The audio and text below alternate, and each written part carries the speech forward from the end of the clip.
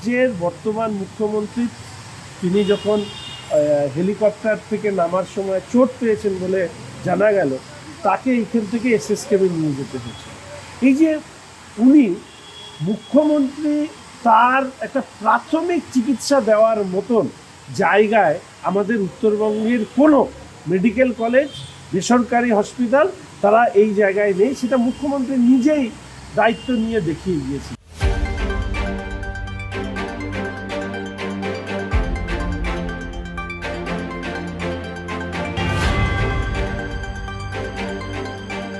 শিলিগুড়ির Uttarbanga medical college ও হাসপাতালের পাশাপাশি শহর ও পার্শ্ববর্তী এলাকার দূর দূরান্ত থেকে বিভিন্ন সময়ে চিকিৎসার জন্য ছুটে আসেন শিলিগুড়ি জেলা হাসপাতালে রোগী ও রোগীর পরিবারেরা। তবে বছরে কয়েক হাজার রোগী শিলিগুড়ি জেলা হাসপাতালে চিকিৎসার জন্য আসলেও পরিকাঠামোর রয়েছে খামতি। পাশাপাশি চিকিৎসক, ওয়ার্ড মাস্টার, নিরাপত্তা রক্ষী সহ বিভিন্ন ক্ষেত্রে রয়েছে কর্মীদের সংখ্যা অনেকটাই কম। এমনটাই অভিযোগ করলেন শিলিগুড়ির বিধায়ক শঙ্কর ঘোষ।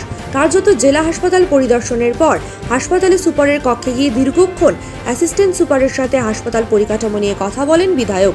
এছাড়াও কী কী পরিকাঠামোর খামতি রয়েছে তাও নথিভুক্ত করেন শঙ্কর ঘোষ। বৃহস্পতিবার সংবাদ মাধ্যমের সাথে মুখোমুখি হয়ে পরিকাঠামোর অভাব সহ বিভিন্ন সময় রোগী কল্যাণ সমিতির বৈঠকে বিধায়ককে ডাকা হয় না বলে অভিযোগ করেন শিলিগুড়ির বিধায়ক। যেহেতু এই ওনাদের ক্ষেত্রে সেই হয়তো জায়গাটা নেই, তাই হসপিটালের এই অব্যবস্থা নিয়ে মানুষের কাছে বা হসপিটাল কর্তৃপক্ষের কাছে সেভাবে তুলে ধরার কেউ থাকবে না, তাই আমি ব্যক্তিগতভাবে অনুরোধ করেছি। আমাদের এই হসপিটালের ভেতরে অবাঞ্ছিত ভিড় হয় এবং যে পরিমাণ সিকিউরিটি স্টাফ আছে, ওয়ার্ড মাস্টার যতজন থাকা দরকার তার থেকে আমি দেখলাম যে অনেক কম ওয়ার্ড মাস্টার আছে। গ্রুপ ডি স্টাফ যতজন থাকা দরকার তার থেকে অনেক কম স্টাফ আছে। এর ফলে এই সংখ্যক স্টাফ দিয়ে গড়পড়তায় এখানে যে পরিমাণ রোগী আসেন, ভর্তি হন, আউটডোরে আসেন, সেটা হচ্ছে আমি শুনলাম যে মাসে 12,000-এরও বেশি। তাহলে গড়পড়তায় 400 প্রত্যেক দিন, এবং তার মধ্যে প্রায় 1 থেকে 150 গড়পড়তায় হচ্ছে অ্যাডমিশন নেন। আমাদের বেডও আছে 400-র কাছাকাছি। এই পুরো সিস্টেমটাকে ম্যানেজ করবার মতন জায়গায় যে যে দুর্বলতাগুলো আছে, সেই দুর্বলতাগুলোকে চিহ্নিত করার কথা আমি বলেছি। ওনাদের রোগী কল্যাণ সমিতি আছে, সেখানে নিশ্চিতভাবে ওনারা তুলবেন। আমি আশা রাখি যে ভবিষ্যতে এই ধরনের ঘটনা যাতে না ঘটে সেই ব্যাপারে হসপিটাল কর্তৃপক্ষ অবশ্যই উদ্যোগ নেবেন।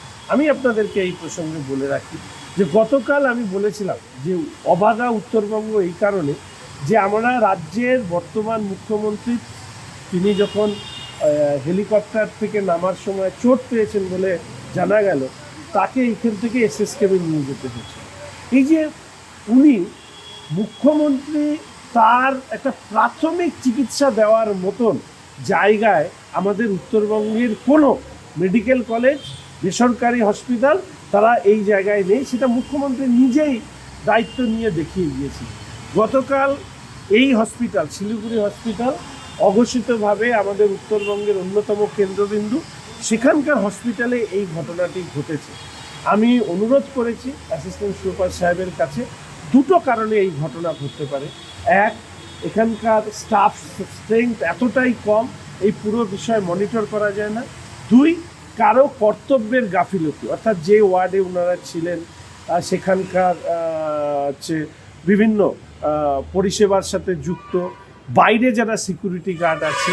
এটা আমার কাছে খুব আশ্চর্যজনক মনে হলো যে একজন হসপিটালে ভর্তি পেশেন্ট যখন বেরিয়ে যাচ্ছে, সেই সময় তার শরীরে রীতিমতোভাবে হসপিটালে চিকিৎসারত এইটা বোঝা যাচ্ছে।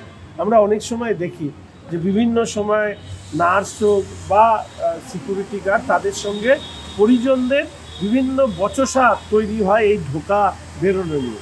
আবার ঠিক একইভাবে দেখা যাচ্ছে যে একজন রোগী বেরিয়ে যাচ্ছে, অথচ যারা দায়িত্বে আছে তারা নিশ্চুপ। ফলে এই পুরো বিষয়টি যাতে খতিয়ে দেখে কার ভুলের জন্য এই ধরনের ঘটনা ঘটেছে, ভবিষ্যতে যাতে এই ধরনের ঘটনা না ঘটে তার জন্য আমি অনুরোধ জানিয়ে এলাম।